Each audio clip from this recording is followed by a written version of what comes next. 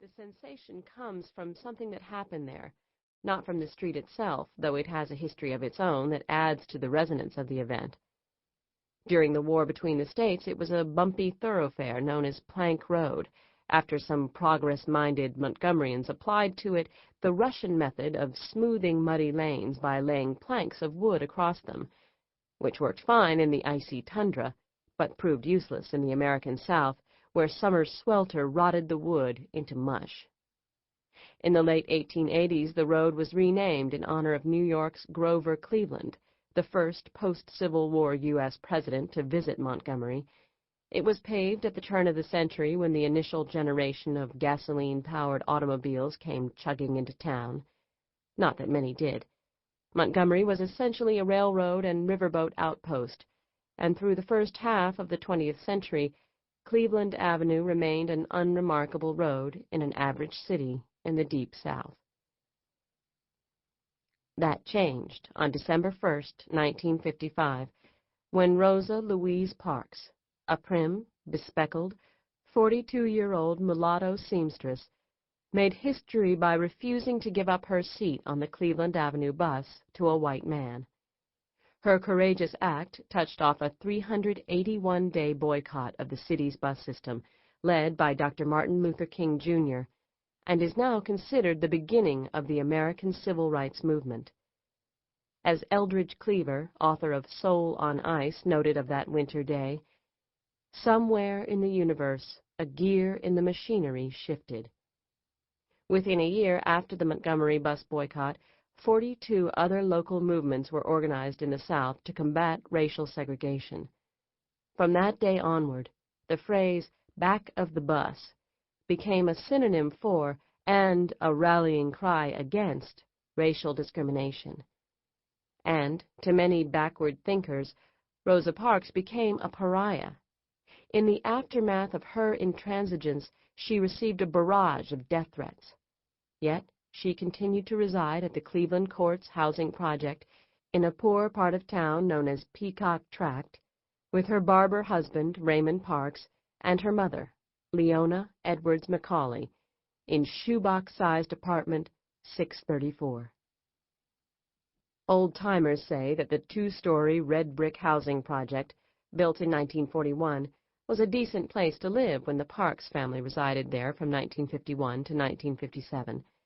It was a segregated community center of sorts, where Montgomery's African Americans could gather for Saturday barbecues in the grassy courtyard, then proceed the following morning in their Sunday best to their choice of nearby Lutheran or Baptist or African Methodist Episcopal AME churches to praise the Holy Gospel and the everlasting joy of Jesus Christ. "We all pulled for each other at Cleveland Courts," Parks recalled. "We all loved Jesus and despised Jim Crow."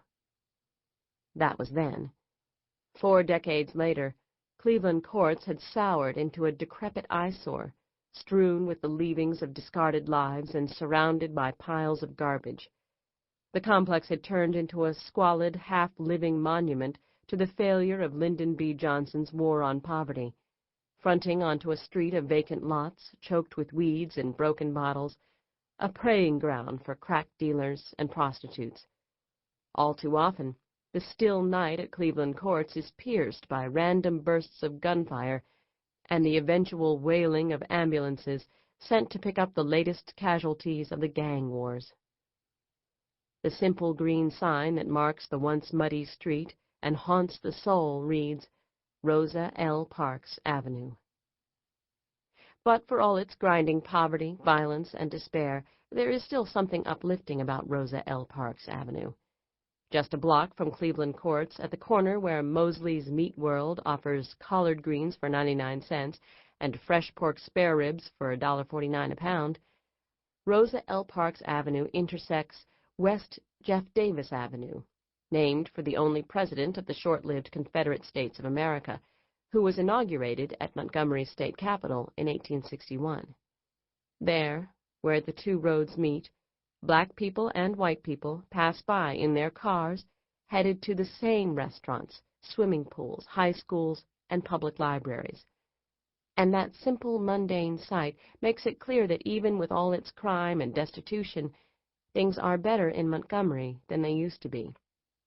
Jefferson Davis's Dixie and George Wallace's Jim Crow are long gone, supplanted by Rosa Parks as the enduring symbol of a more tolerant New South and a more civilized America.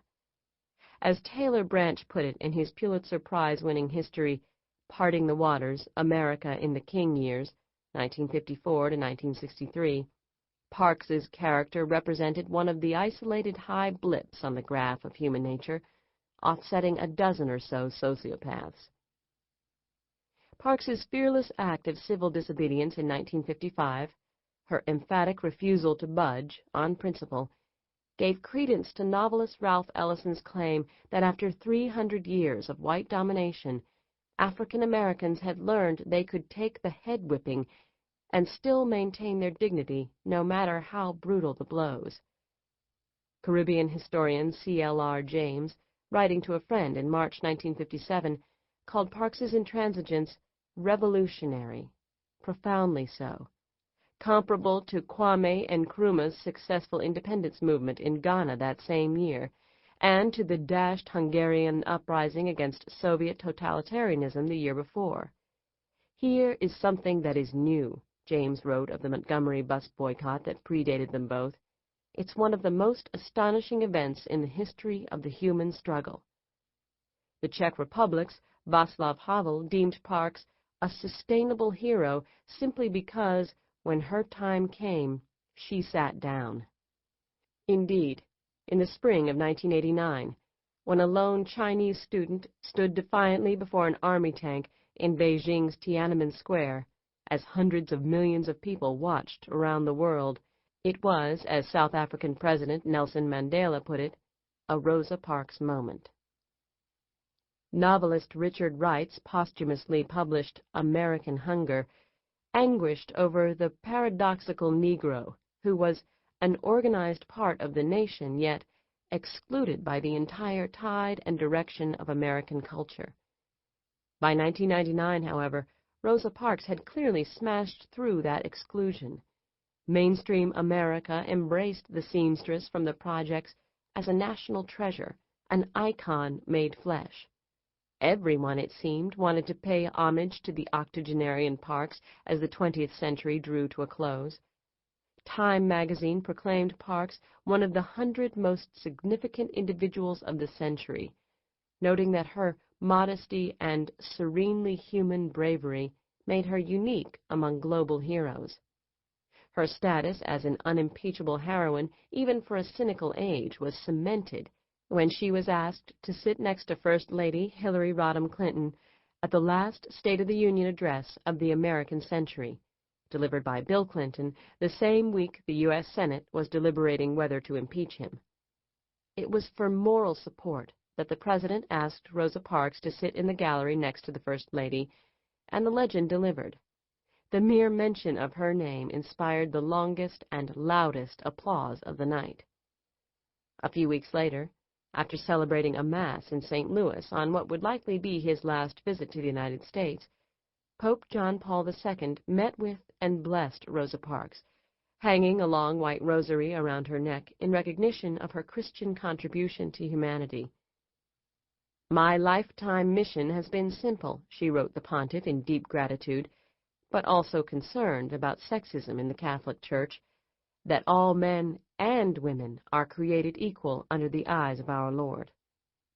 Around the same time, former U.S. Poet Laureate Rita Dove published On the Bus with Rosa Parks, a tribute to the emblematic everywoman who changed her nation by sitting there, waiting for the moment to take her. That Rosa Parks deserves to be remembered as the mother of the civil rights movement is beyond dispute. Yet, as the historian Deborah Gray White argues in Too Heavy a Load, Black Women in Defense of Themselves, 1894 to 1994, Parks was by no means the first of her race and gender to challenge racial segregation laws on a public transportation system. In 1884, Ida B. Wells, a Memphis newspaperwoman both renowned and reviled for her crusade against lynching, balked when asked to move from her seat in a white-only